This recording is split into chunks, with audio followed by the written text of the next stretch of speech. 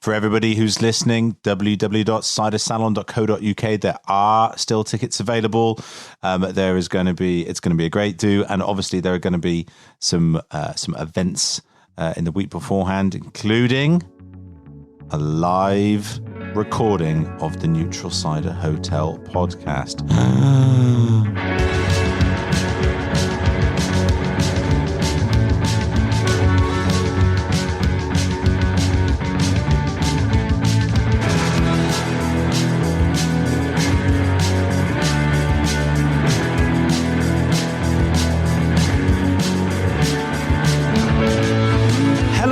And welcome, bienvenue, willkommen, tervetuloa to another episode of the Neutral Cider Hotel podcast, everybody. Why am I speaking in other languages? There's some football going on all around Europe right now, so I thought I'd give a little homage to that. Anyway, I am your host, Gabe Cook, and along with the wonderful Grant Hutchison and Martyn Greatest-Showman, we are your hosts here. Coming up a bit later on the show, we'll be chatting with Rebel Root founder Tom Stevens before answering your listener questions. But first, well, what can I say? Big musical event not happening right now. Glastonbury would have just taken place.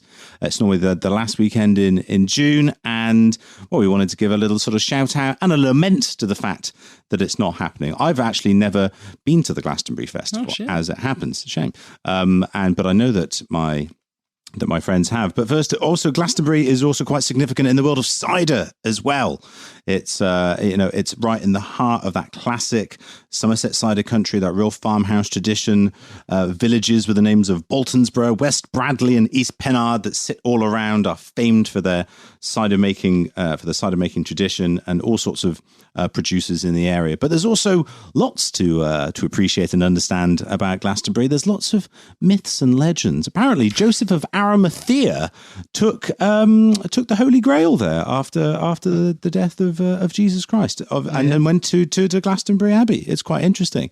And the other one, which does have a very vague cider relation, which of course is around King Arthur and the legend there. Apparently, his body was buried atop the Tor, which back in the old days was a little island, Avalon, the Isle of Apples. That's right. He was buried up there, allegedly, because he hasn't been found. Apparently, his remains were dug up and taken back down to Glastonbury Abbey. It does seem like Glastonbury Abbey has just done a very, very good marketing strategy to ensure that lots of people, cidery or otherwise, attend there. Anyway, slight deviation. Martyn, tell me about your Glastonbury experience.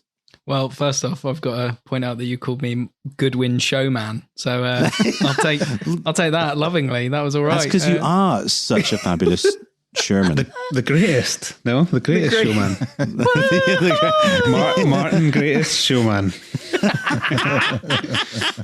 Well, so it's actually my first gig ever was Glastonbury. My dad. What? Good way to go in. Look at that. Not a bad one. It was rubbish, actually. No, we went. My dad was meant to take us away. Divorced parents, so it was like, all right, you've got to take the kids on holiday. And he was like, oh, Radiohead are playing Glastonbury.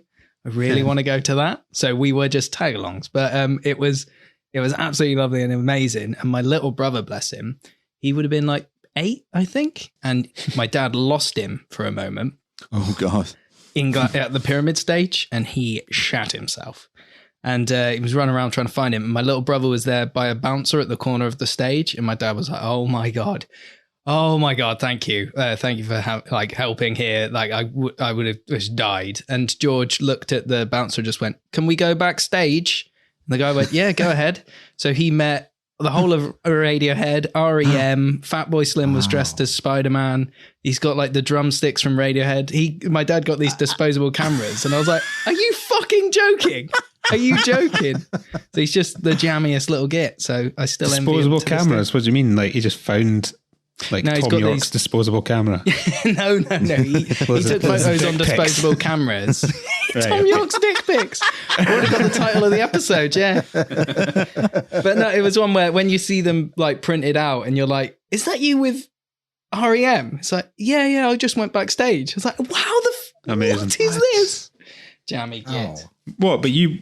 And so where were you? I know. I was just at the second row pyramid stage. I was just by myself. Oh, you were allowed to just roam around yourself? Yeah, as a responsible 13-year-old, I was allowed to. I mean, you are a teenager. I bet you were gutted. I bet you were like, as soon as you arrived, you're like, Dad, right, I'm going to go off and do what I want and watch stuff. Yeah. And then turns out, no, your dad's turned Martyn into the man he is today. This is it. There was the very formative moment. My dad did say, if you do ever want to get ahead of the crowd at any gig, because you're young enough, just go, Dad, and people like let you get through because they think you're trying to find your family. So I got to the second row. Amazing. So he did. Oh my. For those of you that know Glastonbury, can you explain it for those of us that don't? I mean, we have festivals here, obviously, but I've heard it's nothing like any festivals here, whether it's Lollapalooza or Bonnaroo or anything like that. I mean, essentially it is, but if you just want an explanation of what it is, it's a music festival. But I guess summed up all the magic there, Grant. Oh, you don't want to fucking talk to anyone in a band about the magic of a festival, because I'll give you a fucking spoiler alert. There isn't any. Santa's not real, kids. And don't come to me for any festival joy. So, Grant, what's your favourite Glastonbury festival story? Probably stories of all the bands I've missed because it's so fucking big. And it takes an hour to walk everywhere.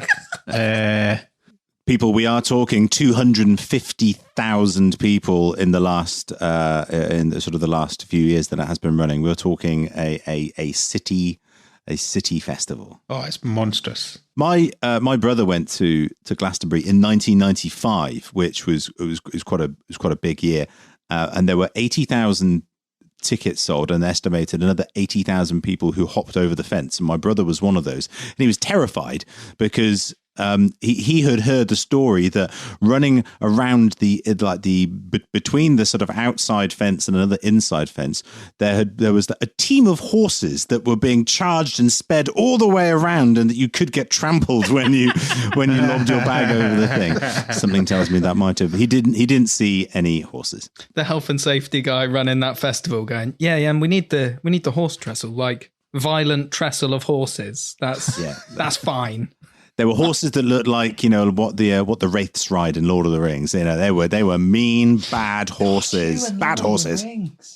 What you do see around that ring is lots of people taking a piss against the fence, and if you're in the band or crew or someone you're backstage, these men, women think that they just need to kind of cover the other side of whatever it is they're doing so that people who are at the festival can't see what's happening, and then forget that actually, that's Biffy Clyro just drove past you there, and Michael Stipe saw your arsehole. It's really interesting. Well, before we move on with the musical link as well, I am drinking Little Pomona's Table Perry, and there is a playlist with this one by our very own Grant. Oh, fabulous. Little collection of bangers. Have you listened to it? Yeah. I was talking to James, and he was like, you said, I'm just a bit worried that they're all my mates. And he was like, what? Shaka Khan? Yeah. He was like, you're friends with Shaka Khan? Yes. Me and Shaka go way back. What's funny is that's so believable. Yeah, me and Shaka. It's on the label. Is it something we can get on Spotify or something? Yeah, I will link it in the show notes as well. Yeah, I think it's a QR code, is it? Yep. On the bottle, nice. And it takes you to the playlist. So I did a little explanation of it, and the whole point. Well, for me, and I think for Little Pomona as well, is the table perry and table cider is something you just share with pals, and you don't overthink it. And so I'd sort of made up a playlist of music by friends that I've met over the years, and also just songs that I would share with friends. So it's meant to be a kind of fairly upbeat, uplifting playlist. I was just checking it there.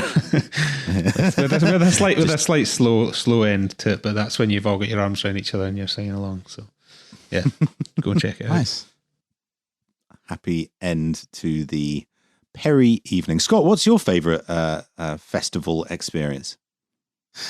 Why is it I never get any cue up when you're going to throw it to me at all? It's always a surprise. Surprise. I will say my favorite memory of any festival was 2010. I believe it was South by Southwest. It might have been Lollapalooza, but when I interviewed Fried Rabbit, I do a lot of those. Back in those days, I was working at digital streaming music service called Slacker, and we would go out to any of these festivals, and we'd go in what they called Radio Row, where all the radio stations were there, and we were one of the only streamers at the time. And we would just book interviews all day, and it was like 15-minute chunks, sometimes a little bit longer, but not much. And bands would just come through. We'd do 10, 15 a day. Miss all the bands, as Grant was saying, not get to see much, but and you don't really make much of a connection with the bands when you have them for 15 minutes. You got their manager standing over your shoulder. You're trying to get through your questions and get something good for the radio station you made. And I remember as soon as Grant and Scott sat down, we just hit it off, and I was like, man, I want to be friends with these guys. It was like, after interviewing a zillion bands, like you just know every once in a while, like that pearl in the oyster, like you find one, you're like, wow, these guys are great. And that was a highlight of the day, the trip, the festival, and since, for sure. There you go. Lollapalooza it was. Yep. There it is. I remember it well, because I remember being like, what's streaming radio? Good luck. Yeah. Good luck. You get It'll both never sides take of that off. conversation. Yeah, you get both sides. What the fuck is streaming radio? Yeah, but no, like you say, that wasn't a thing. Like, No, it wasn't. you know, where it kind of, especially over here, because even in the US, it was like, you guys beat us to that. So, and I remember it really well. One of my favorite festival moments as well, Scott. Thank you. It's very genuine. Thank you, Grant. Grant, what's your festival memory? Oh, being interviewed. Oh, it was so good. Being interviewed. I love it. Well, of course not. Like,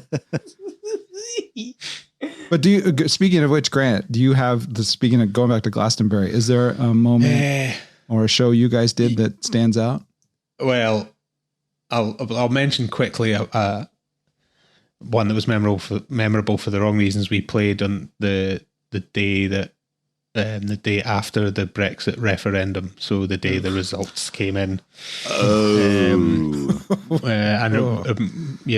That was pretty rough. The deflator. I feel like everyone at Glastonbury just went, while we're here, the outside world does not exist. Let's just fuck it. Let's just get on with it as if, and we can go back to reality in a few days' time.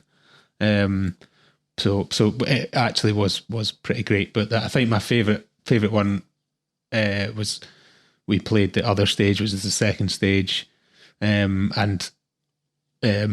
for that, pretty much for the rest of the day, you can normally get on the side of stage, or you can get pretty close to the bands that are playing, and LCD sound system were playing at sunset, and the sun was setting.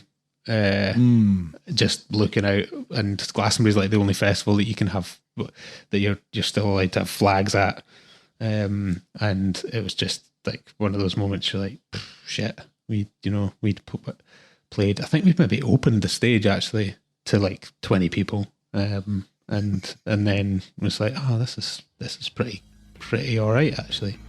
So yeah, that's probably my favourite Glastonbury moment. Nice. Well, there we go. What a way to wrap up our opening gambit. Now, let's see what's happening in the news.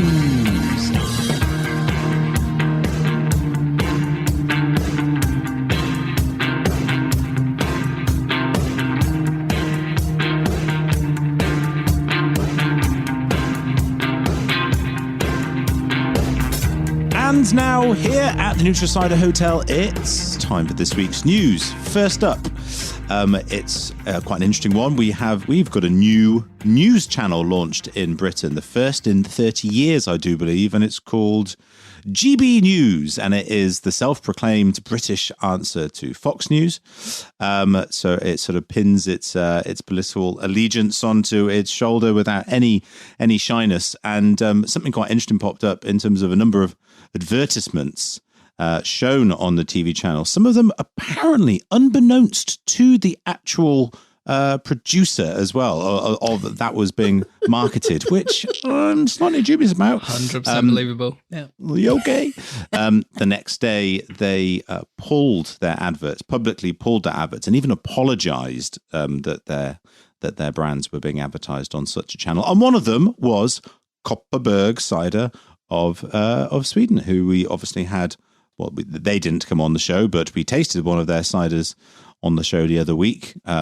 Infamous more for the concentration of sugar rather than any other great character. But just interesting that cider was sort of caught up in, well, not quite a scandal, but certainly something that made the news. What do we think? What I liked about it is the old freedom of speech thing where people kick back and go, that company has pulled their advert. Well, they're just not into freedom of speech. And it's like, well, it's their freedom to not advertise their. I'm so confused at the angle here. I don't want it explained to me. I need everyone to know that I looked at that and went, no, I just disagree. Kopparberg's not for me. I would like a recorder lig. Thank you very much. Yeah, that's Recorder lig didn't pull their watermelon advert. They kept it on. No, they didn't. All right. Oh, God. Fake news. Fake news. Oh my. All right, so next up, I saw on a slightly cheerier note, friends of the hotel, Original Sin, the wonderful Guidon, who we had on just a few weeks back. He talked about it, and it has happened. They have had their 25th anniversary, and they have, to commemorate such an occasion, have launched their New York Dry Cider. So apparently it's got New York grown Macintosh, Ida Red, and Cortland apples. It's balanced and complex with a small amount of residual sugar to complement the cider's natural acidity. Oh. There we go. So just always good for there to be something new in the marketplace from Guidon. And obviously we can't mention Guidon and Original Sin without talking about Banjo Pete. I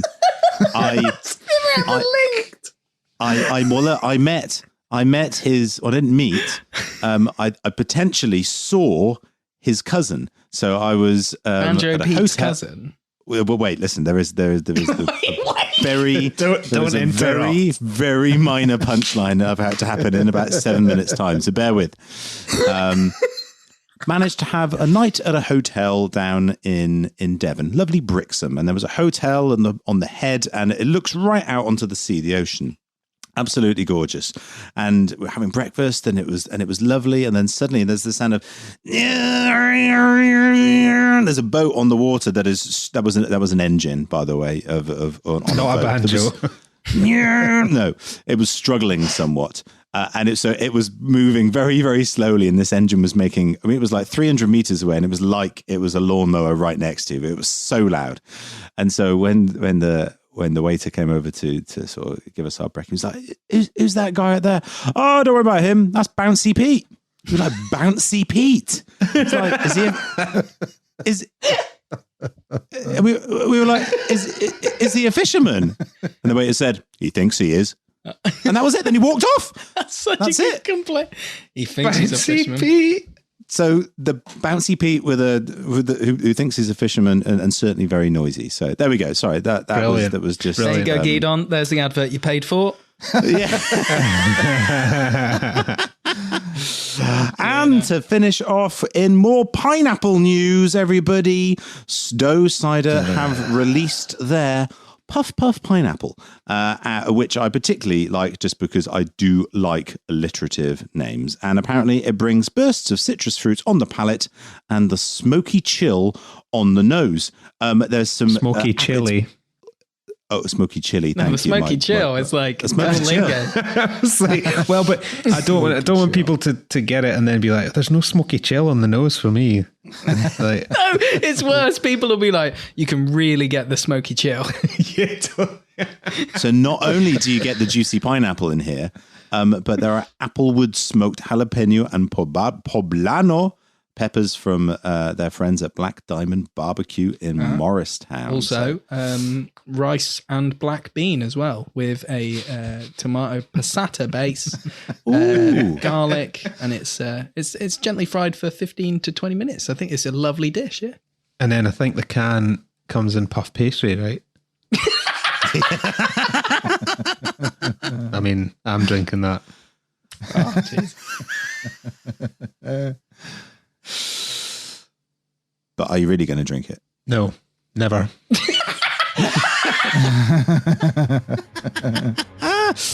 All right, there we go. That's a wrap on the news this week. Now let's get onto our chat with Tom Stevens from Rebel Root.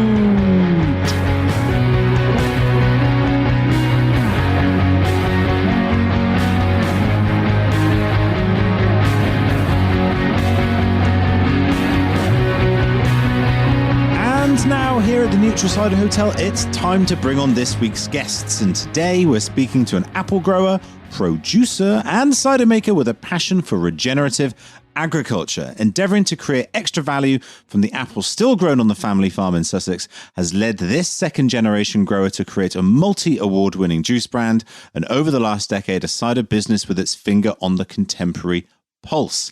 Add to that one of the first modern cider tap rooms in the country, and it's clear to see that this chap has a passion for progressing cider's cause. Joining us at the Neutral Cider Hotel today, it's Tom Stevens from Rebel Root Cider. Woo! Hello.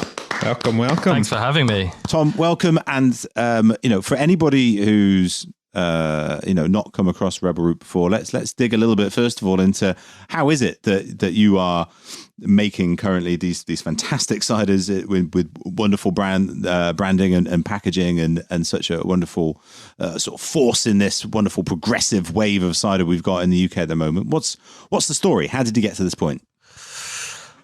Well, the story, I grew up on a fruit farm, so we had plenty of apples. So obviously back in when I was growing up, the fruit was just sold top fruit to markets as apples, which is pretty great, I suppose, then, but fairly boring for now, really.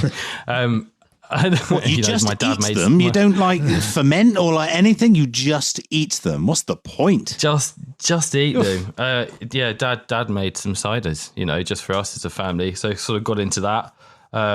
People weren't really kind of digging the whole East Country sort of high acid sort of thing. But for me, that was just quite a natural, I liked it a lot and I couldn't quite understand it. And then, a few years went past and then I had the opportunity to kind of come and try and make some myself and market it and try other people, see if other people liked it, which they do, which is great. You touched on it there with the high acid. Is that approach because of where you are on the fruit that's grown, or is that inspired by more European styles of cider? First and foremost, it's the fruit we had. So that's just what I was used to.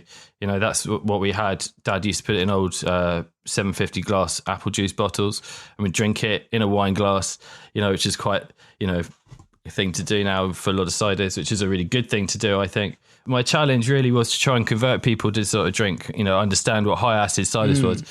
We went through the whole process of trying to sweeten them, trying to add fruit just to make them more acceptable. People kind of understand them a bit when we did the food festivals or the bars, or even put them in bottle and try to sell them on shelves and things.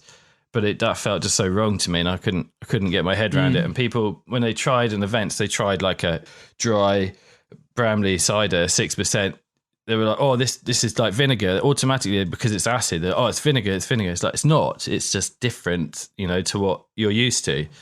But over the last few years, just plugging away and opening the tap room, getting people up, kind of really talking to them. And, not just me, there's a bunch of other people. People are starting to understand it now and going, oh, you know what?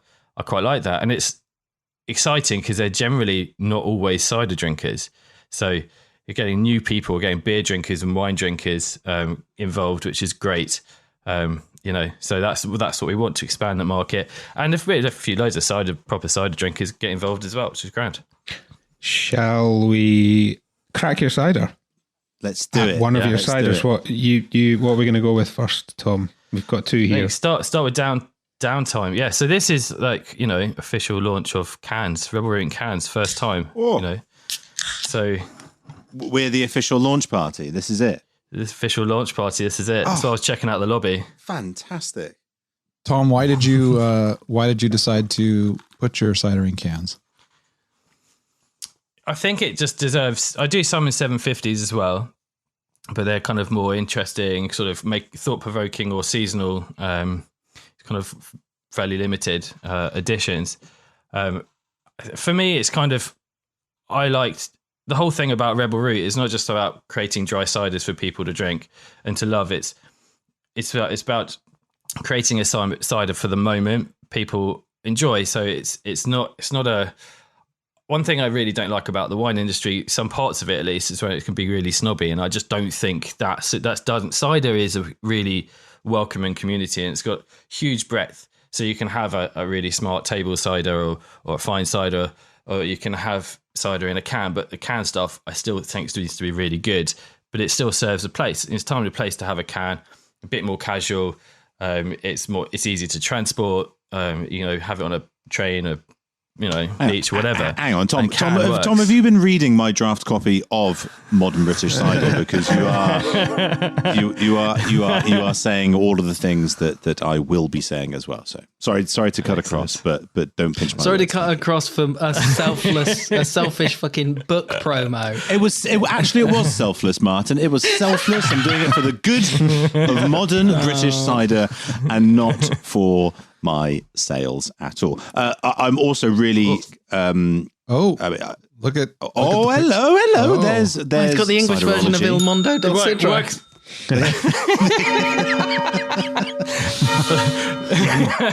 There we go. Works well on a podcast that people can see what I'm holding up. Absolutely, absolutely. It wasn't intentional. This is actually true. Earlier, Scott told me to grab a few books for a mic stand, so I grabbed a few books, and it turned out yours was on the top. It's a wonderful prop up. It's a sturdy hardback. Actually, it's not, Martin. It was too small for my stand, so it's made it too wobbly. You can't say that it's not even good enough for being a stand. It's got a highly durable, slightly waterproof, and rather sturdy outer. Thank you. Well. Let's The stand's just too leggy. It's too wide. So you need to do a bigger book. Let's take the energy, Gabe. And what he's just attacked your book. What are you thinking about his cider? It's quite interesting because I was very fortuitous to actually receive a can of this from yourself was it maybe 6 weeks ago, maybe even 8 weeks ago, and I think it was really, really fresh off the line. And there were certain characters in here that I was kind of uncertain about. It had quite a green character, like a herbaceous, almost like sort of celery kind of thing. It's like, I'm not really sure what's happening with this.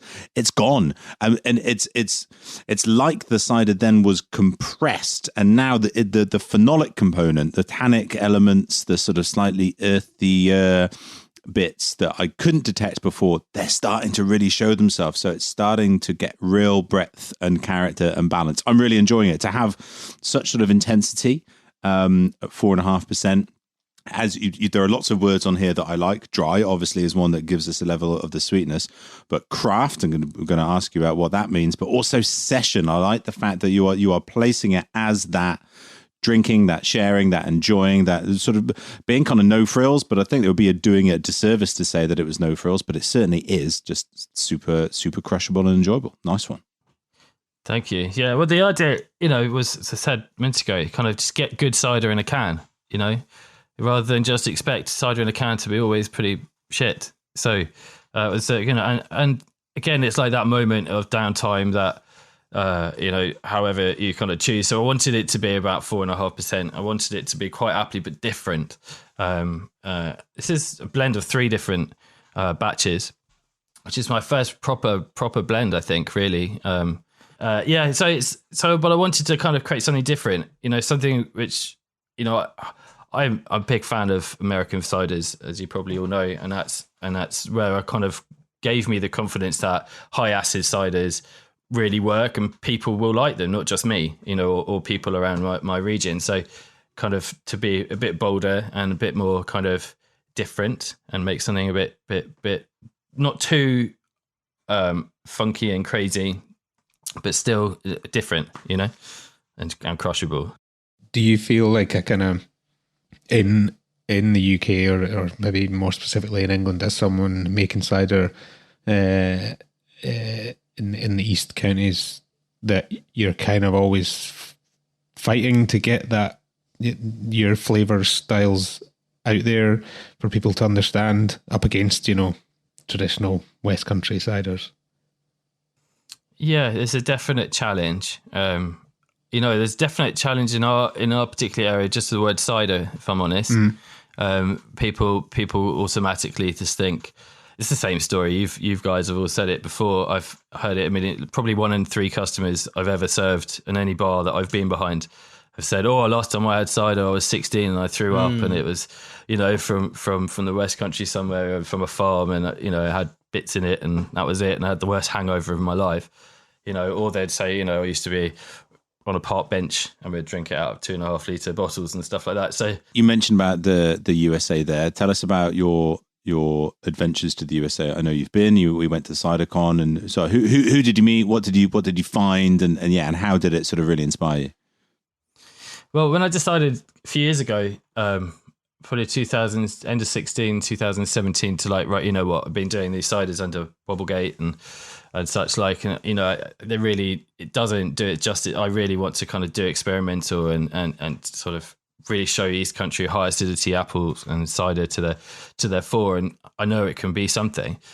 I kind of my journey started, I suppose, with hassling you, Gabe, at Imbibe, and then you, Martin, and up in London, and getting and saying hi, and then then meeting and connecting via social with some of my favorite kind of looking cider makers over in America, and I hadn't really tried many because you couldn't get them over here, so I kind of took the plunge, said, right, CiderCon, but I'm going to do a 2-week kind of little tour, pilgrimage, all the way to Chicago from New York. So nice. I went through Brooklyn. That is a drive. Yeah, it was good. It was good. Yeah, it was a long train and a plane ride internally. Yeah, but got there, and it was the Arctic freeze or the polar freeze or whatever. Polar vortex. Chaffing cold. It was so cold. A good excuse to get some Rebel Root beanies made. That's what I thought. So that's what I did. Just in case. But yeah, so I'd say like Brooklyn Cider House, which is mad. The amount of kind of covers they have, like 500 seats in the restaurant and throwing cider, and very much like Spanish style set up with as dining. But it was just brilliant in the middle of Brooklyn industrial estate. So you had to drive wherever you kind of came from in New York City. Really, you had to get a taxi or a train or something. But people were going, and I thought this is really cool. People are actually, making a night out at a place that makes and sells cider and pairs cider with every single dish that they do. And I thought that's pretty cool. If they can do it here, right, it's gonna be okay with us. Someone will do it. Someone will like it. So. And I met the guys there. It was really interesting their kind of process. And then kind of went upstate, went to Angry Orchard. They kind of showed me around, which is cool. Nice. And then went to Graft. And then didn't quite have quite enough time. And it was so, with all the weather, to kind of stop off in the Finger Lakes and stuff. I would have loved to have done that, go to Eves and places like that. But got straight over to Chicago and then got stuck in there. And that was really, really cool again, meeting everybody. For an English cider producer or a British cider producer, we don't have anything quite to that scale. No. I know there's a few bits and pieces going on, but like it's mad. It's totally mad. And are you saying that the tent at the Bath and West isn't quite the same as 1,200 people at the Hilton? Bath and West, not quite. Well, I mean, ask any US cider maker. They all bloody love it, don't they? The grass is always greener. That's what we're learning. Well, do you think? Are you seeing? Are you seeing some of the ripple effect of what's happening in the US making its way here? Which is a weird way to think about it, considering the history and heritage of cider making here. But it does seem that a lot of cider makers are looking to the US from the UK as to maybe not so much as to how to make it, but certainly how to package it and market it and sell it. Yeah, I think that's all good. I think anybody that does, I think that's a good thing, because if you look at beer, most, I hate to say it, but a lot of kind of quite popular things in food and drink come and start from America and becomes part of culture and then kind of feeds over to here. So the more people that get behind it, the more chance consumers are going to be able to get better products in better packaging that suit their lifestyle now rather than years ago. So I think that's a good thing if people do. It kind of ups the game of everybody if more people do it, and I think it ultimately gives a consumer like us the best experience with cider and the best options. Well, talking about good options and good cider, let's crack the next one. Do you want to tell us about Gypsy Soul? Yeah, so Gypsy Soul, something I've been trying to do from the very beginning of the conception of like Rebel Root stuff. And I didn't quite know how to package it, how to do it. I wanted to do something kind of a hybrid East versus West. So, Downtime, the reason why I kind of wanted these two to be released at the same time is Downtime is very sort of different East Country, totally East Country and methods and apples. It's, it's wild fermented Bramley with wine yeast fermented Braeburn. So like, that's very East Country sort of way of doing it, I suppose. But Gypsy Soul was a blend of the two, so it's that sort of wine yeast eating apple blended with a wild fermented Dabinet. So, and it's Sussex Dabinets as well. I managed to get a hold of some, which is really good. And then aged that for a while, and I couldn't work out really what to do with it, whether to put it in bottle, whether to do like originally or to do like a 3-piece thing, 3 bottles showing like, here's the Bramley, here's the Dabinet, and here's a blend of the two sort of thing. But then I thought that's pretty tough sell, I would have thought. And also kind of like, you know what, actually, let's do something a bit cool and put it in a can and see how that rolls. So, so blended the two together, put them in some Speyside whiskey barrels and left them there for a few months longer than I intended to because of the whole lockdown situation. But it kind of it's just mad. I love it. It's totally unfiltered. It's drier by quite a few degrees than the Downtime, but it's got that really beautiful perceived sweetness that you get from a barrel. And I'd not really, I've been geeking out on barrels. I still have no idea really. I haven't touched the sides, but I've been listening to every podcast and looking at every show, and I went to everything at CiderCon, people talking about barrel ciders and whatever, and daunted by them mostly, but thought I'll give it my best go. And a few haven't worked out so well, but this one did, thankfully. So, so that was the sort of thing. And I wanted it, the whole idea was to kind of have a fusion of like, that's West Country, that's the style stuff. It's not what we do over here. We have like our East Country, a high acid. I want to be proud of what we do, but they can work really well together. And let's just do like a little mashup. It's almost like, I suppose a collab, but with myself. Really, You must think very highly of yourself. Yeah. It would be great if Mr. Oliver, gave me a call and said, "Hey, what are you doing?" Like, that's just early days. Maybe one day. I can't, mate. I'm too busy. I'm collabing with the best cider maker going. So I could put you guys in touch, right? In Bolney. Yeah. Well, the thing with it, listening to your explanation of it. It sounds like there's so much going on, but drinking it, it's none of that is at the sacrifice of its drinkability. Like all that high acid stuff has just brought like clean life to that kind of rugged Speyside, like whiskey barrel. Like it's just this lovely, clean, gentle, juicy thing with something gentle on the nose and then gentle on the finish. It's just like, it's dangerously drinkable. Like it's really lovely, man. I had to kind of, I initially, when I first wrote that sort of blurb to go on the label, I put addictive, and then very quickly realised I probably shouldn't put that on the alcohol can. Addictive, great for 16-year-olds. Yeah. But yeah, Grant, what are you saying about it? It's got there's a sort of spiritiness on the nose, but it just smells like boozy love hearts.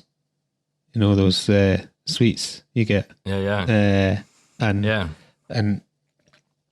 Yeah. I think that kind of the dab in it and the Braeburn just really works really well. I wasn't sure if the dab in it would be a bit much, but the sort of tannins are not really overpowering, and you're getting that kind of, it's like a strawberry finish on it, something really nice and sweet and juicy.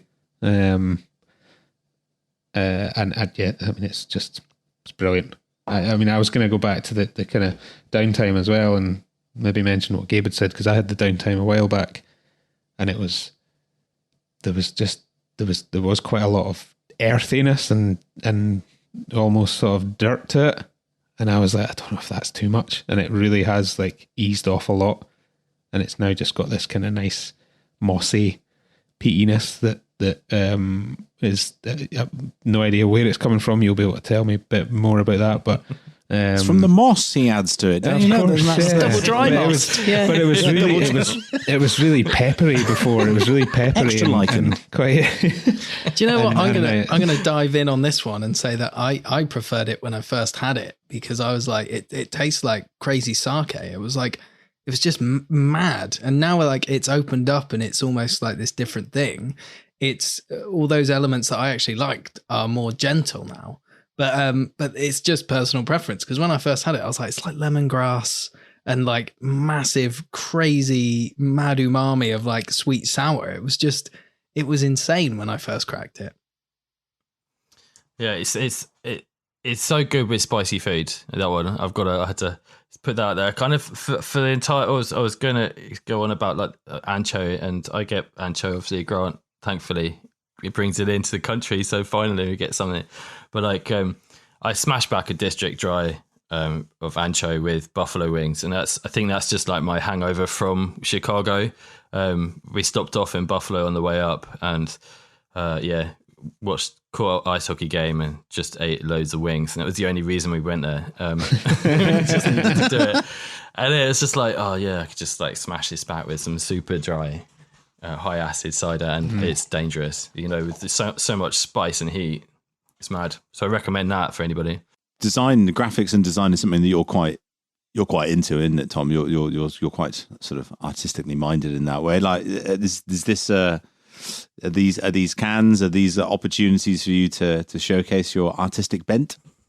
Yeah, I think. Well, I think so. I heard years ago. I heard a really good phrase from a big confectionery giant who was basically a big branding agency. But he said, like, the product's got to be good, and then the branding's got to pop up. People have got to see it, but your branding has got to be, your product's got to live up to the design, to the branding. So that sort of, ethos, I suppose, is going to make sure, like, yeah, okay, I got a cool product, but I want to package it well. And if the packaging is too good for the product, and it makes a promise it can't really live up to.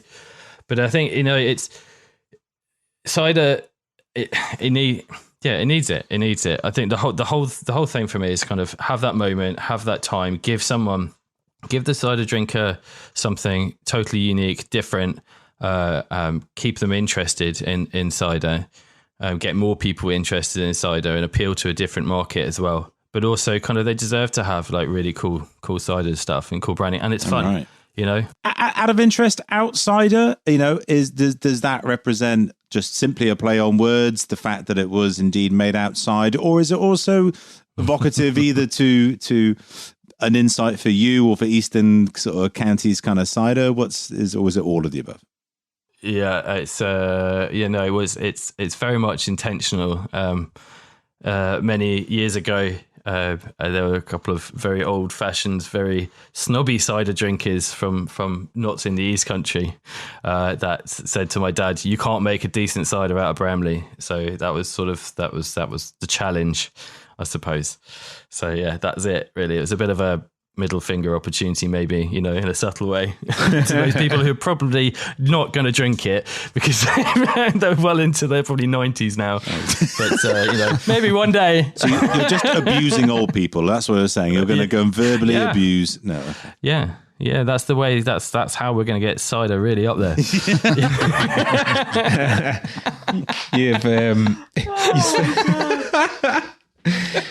You are a rebel.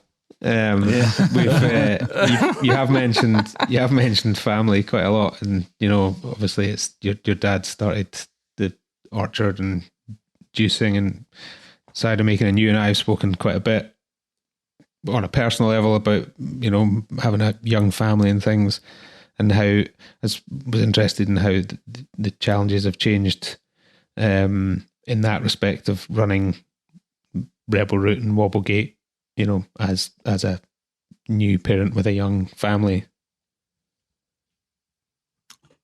It's been a challenge. Yeah, it's super much harder than I would imagine. Yeah, man. So I was on the road doing it, and I'm lucky to have a very understanding wife who sort of let me get on with it to a certain degree. I wouldn't recommend opening a tap room a month before your second child is born. I would never recommend that. Good to know. Yeah, that wasn't, that wasn't a good idea at all. It's a real balance thing. That it's hard work, farming or fruit growing or cider making, anything. It's really 7 days a week. It's all in. But the benefit of that is, you don't have to apologize for going home early. If you can make it work, go home early. You can be flexible and stuff. So you just kind of make that work. I hope it grows so other people can do some of the harder work as well, which would be pretty cool. Now, I want to talk about, you call your ciders, or these, certainly in these cans, you call them craft ciders. That's just because you're trying to appeal to a craft beer drinker. Does craft hold or symbolize anything for you? Yeah, it was something that I played over and over again. It's like, right, what do we call it? And I literally kind of just gave options, and I went and spoke to my wife Kate, and she was like, well, you've got to call it, it's got to be craft, because that's what people understand the market. There's no point trying to change every single aspect about what you're trying to do. Putting a different liquid in a different category, in the category, and put it in like a craft beer format in 440 cans or whatever. It's just like, try and do too much. People need to understand what's in the can, and she's right. It's like craft, it works. It does. At the moment, that works. People understand it. If the consumer can understand it, it's one less hurdle for them to go and approach it and try it and work out they like it. And for me, that's more important than deciding whether to call it something else. I think more people understand. What were the other options? Oh, like independent or artisan, and I mean there are loads. Every single one probably in Gabe's book you can think of. Do you know what the book's called? What is it? It's Modern British Cider by Gabriel Cook. Thank you very much. Coming soon. Is it finished? Yeah. I've finished the words. Just got to make it look pretty now. No, it's good. I think so I've got real positive vibes about the whole cider industry as a whole. Independent cider makers, craft cider makers, whatever. Over the last sort of, weirdly, over actually sort of lockdown 2020, there's been lots of people communicating and getting together and really trying to sort of change things, and it's an exciting time, I think, to be in cider. I'm pretty excited about it. So Tom, what in the next sort of 6 or 12 months, what's exciting you, whether it be events or people or activities, or what are you getting excited, what are you looking forward to? I'm looking forward to going to Cider Salon. There we go. There's the plug that I was angling for. I am actually really looking forward to it. Are you first pouring? time. I am, yeah. Meant to, well, yeah. I am. You're like, am I? I don't know. Am I?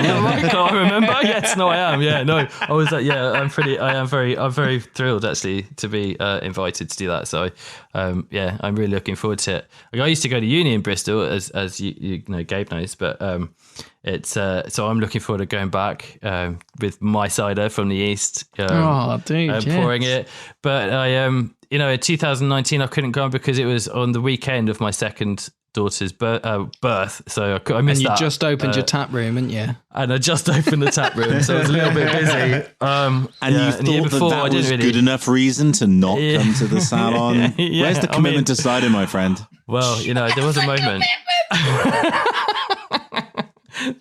There was a moment like, could I leave now? It's done. And I thought best not. So yeah, I thought it was a pretty good choice. But yeah, no, so looking forward to that the most, actually.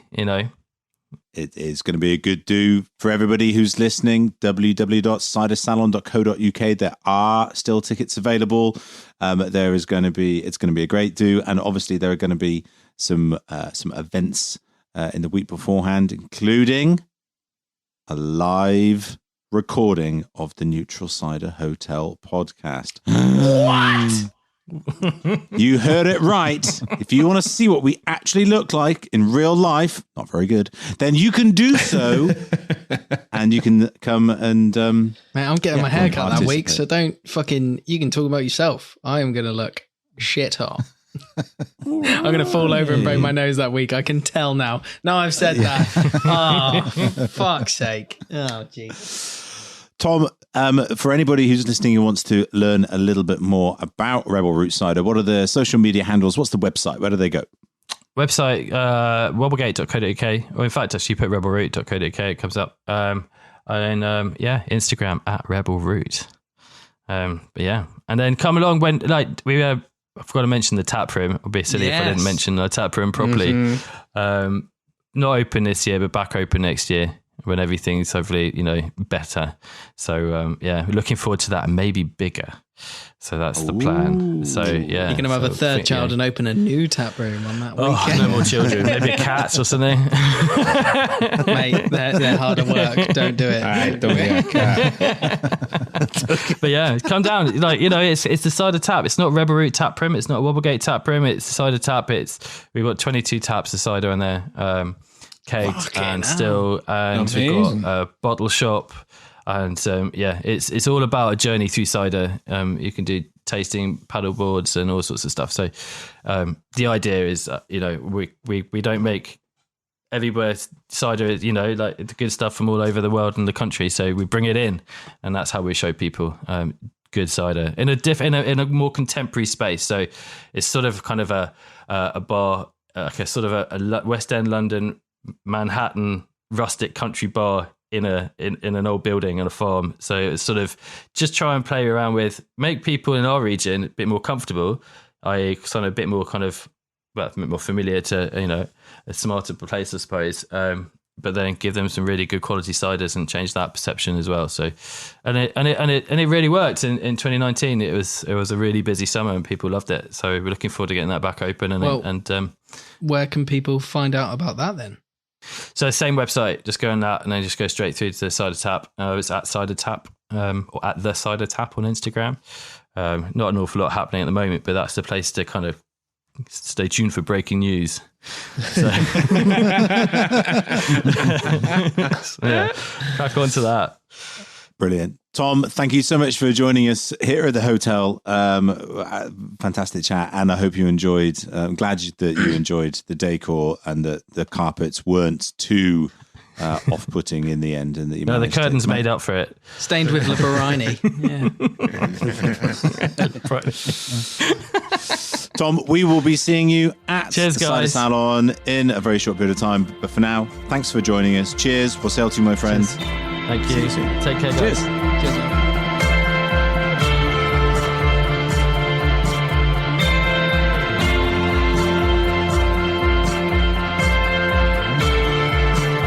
And now, here at the Neutral Cider Hotel, it's time to answer the questions our listeners have put to us. Martyn, what is the big question this week? So, 2 parts here to the first part of the second part. But Timmy Towers, talk to me, says... Timmy!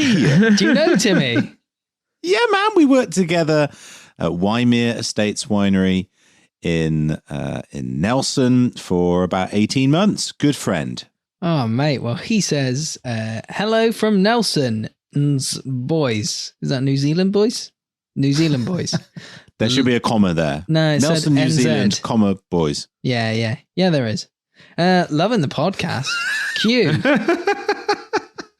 What are the issues with disulfides in cider, abs? How are they fixed down the track? Cheers, Tim. And I said, this will go straight to Gabe. And greetings to New Zealand from us here, Martyn. And he said, sorry, me again. I reread my question. I was more on the, what other issues do disulfides produce and how are they treated down the track? Cheers. And I was like, lovely. Again, I'll bring this to Gabe. So Gabe, what other issues do disulfides produce? I don't know. So moving on to No, that's not true. Not true. Kia ora, Timmy. Good to hear from you. Thank you very much for the questions. Nice to hear that it's been a Neutral Cider Hotel's been appreciated all the way in New Zealand. That is lovely, isn't it? Yeah, it's cool. Timmy's a very talented winemaking student in his own right, and so he's doing good stuff. And we talked a lot about the crossovers between cider and wine when we worked together, and he really got into sort of making and drinking cider as well. So given that the processes are quite similar, there is this kind of crossover thing. Disulfides, this is a yeast issue. This is when yeast. Oh, maybe we want to bring out the old knacker. Yeah, the Saison Palm, it's come out from pasture. Lovely. Here it is. That's right. You haven't gone to the glue factory. No, come, stay with us. Yeah. Yeast issue, which creates sulfides, first of all. These tends to be more the sort of the rotten, stinky egg kind of thing. And then if sort of left unchecked, they can sort of continue their path down this route to create these disulfides, which is when you get sort of the drainsy and the sort of rotten cabbage, and some of these, rather unpleasant kind of characteristics. How to alleviate what's most common in the world of wine is to use copper sulfate. And Martyn and I, we were tasting a perry from a producer, actually independently rather than sort of together. And when I went to see him, I sort of said, "Oh, it's a bit sulfidey," and suggested this. You could use copper sulfate, but then also the old trick about passing it through a piece of copper piping, which I believe that he did do, and it's resulted in actually removing the sulfidey, stinky kind of character from it. So it does kind of work. Can work on occasion. So I will profess, In Touch 2 didn't have any of that in. So it's it wasn't Martyn and Bill. But yeah, I tried the exact same batch after coppering, and my God, the maker looked at me and was like, "Are you going to say anything?" And I obviously didn't know. And it was this lovely, bright, floral, funky thing. They pretty much said, Gabe told me to put it through a copper pipe and worked wonders. So well done on that, Gabe. Thank you. Just as well I didn't say put it through like sort of cast iron, because then it would have turned black, which is not good. This is all sort of the reaction with the metal. Another tip there if you want black cider. Yeah, that's right. Well, it's could be the next great thing. So there we go. Good question, Timmy. Good to hear from my friend. Keep the technical questions coming. Keep me on my toes. Let's see if I can help anybody around the world. It's very, very cheap consultancy. Bravo. Okay, what's next? Well, it's a crack pipe, and it's one from someone who was impersonated quite lovingly from me. So hopefully it's well received. That's could be many people. Hi there, it's Eleanor in DC. I'm here to set the record straight on what a DC accent sounds like. I was born and raised here, so, well, I'm not sure there's a distinctive DC accent. This is my voice, and we do not sound like the founding fathers with our voices raised an octave or two. So I hope you're all well, and I thought while I have you here, I would see if you have any advice about Italian ciders. I'm traveling to Italy this summer, and going to Spello, Ferrara, Rome, and Naples. If you know any particular drinking establishments that I should check out in any of those towns or cities, or just Italian ciders in general that I should try while I'm over there, I would love your advice. Take care and hope to clink glasses with the three of you someday in the future. Gotta say, I was half expecting an impersonation of me. So before we answer the question, I'll open it to the floor. So Gabe, Grant, and Scott, if you would like to do an impersonation of me for Eleanor as retribution for me giving her the old voice. So Gabe. Hello, my name's Martin. I'm from Cornwall and I'd like cider. Grant. Fucking hell. And Scott. I will say, I'm not fucking up C3PO, you fucking bitch. I will say. Is that? if you had to edit the show and you hear how many times Martin says "I will say" in every episode, you would know that's a spot-on impression. We all have our little foibles. I had to sort of temper mine a bit because I don't want to wake Sue up. It would have been louder and more grating. Thanks, bud. I like the way that Eleanor said with just a lovely subtle certainty. I don't sound like the founding fathers. It was just It was more the fact that she said fucking true. higher octave. I was like, hang on. All right. So, Gabe, Eleanor DC asking after some non-French, but Roman, Italian ciders. Any recommendations?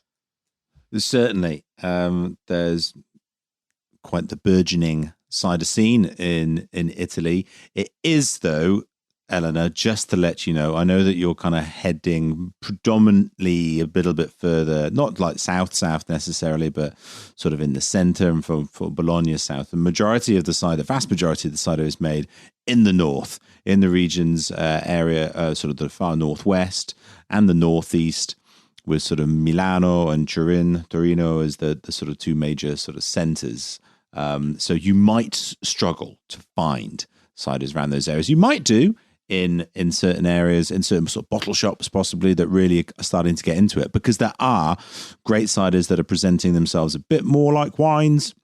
They've got the language and they've got the presentations. Favorites for me would be Meli. They are in the far northwest, sort of northwest Piemonte, quite close to the French border. Fun story about the guy who runs that. He's a mountaineer, and he does in bottle fermented ciders. I'm going to ignore that. He does in bottle fermented ciders, and he showed me the video of him taking a load of these ciders up to 3,000 meters above sea level to sit sur lit to do their second fermentation at 3,000 meters above sea level, because he thought that it would have a good impact over the flavor. That's kind of like the level of bonkersness, really, that he's kind of taking into it. Did you try them?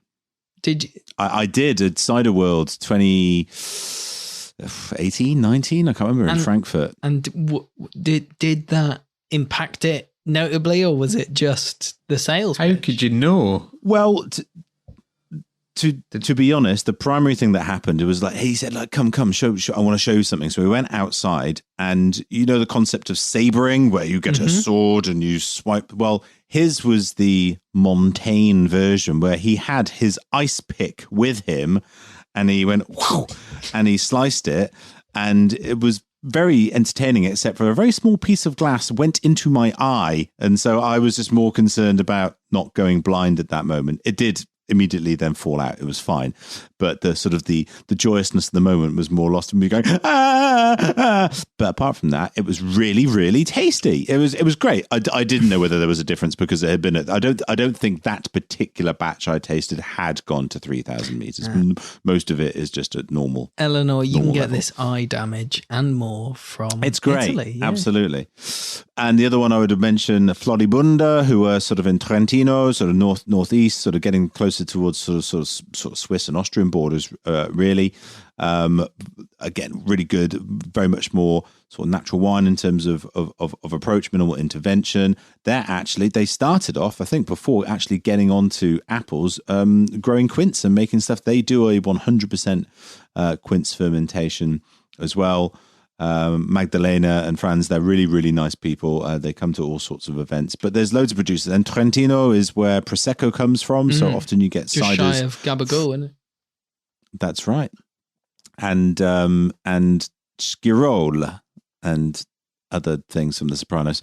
And so there's loads of awesome producers. And if you ever do find yourself in Milano, head to Bonaforte, which is Italy's first craft cider bar. And it's there in Milan, run by the fantastic Efraim Baroni, and a really good person for full insight into the world of Italian cider is a guy called Marco Manfrini, Oak City Cider on Instagram. Check him out. And of course, all of this and more is available in Il Mondo del Cidro. Well, thank you, Eleanor, for your question. Good luck and have fun in Italia. Let us know what ciders you do find, and if you do get a hold of a copy of Il Mondo del Cidro, and whether anybody has heard of said book. I won't make Scott press the button again. So thank you very much. And keep your questions coming in. Speakpipe.com/Neutral Cider Hotel. You can get, if anybody out there feels aggrieved that we have taken their good name in vain or taken the mickey out of that accent or anything else, you can get, I was going to say retribution. That's a bit harsh. Don't hurt us. Just leave us a voicemail message. We do love to hear your voices and all the questions. So there we go. That wraps up another episode of the Neutral Cider Hotel. We hope you enjoyed our chat with the lovely Tom from Rebel Root. He's an absolute hoot. And if you enjoy a podcast and want to help them, please do spread the word about the Neutral Cider Hotel. Tell your friends about it. Encourage them to listen. You can also follow, rate, and review us on your favorite podcast app. It really, really, really, really does help. And please find and follow us on the social media. We're Neutral Cider Hotel on Insta and Facebook, Neutral Cider Pod on Twitter. And as always, you can visit us on our website to listen online, share episodes, and just generally spread the good word at www.neutralciderhotel.com. That's it. That wraps up another session here. We hope you enjoyed. We will be seeing you hopefully at the Bristol Cider Salon. If you're in the UK and you want to come to the UK's premier cider and live podcast recording session, check out cidersalon.co.uk. That's where all the details will be very shortly. But for now, cheers. See you next time. Goodbye. Yourself.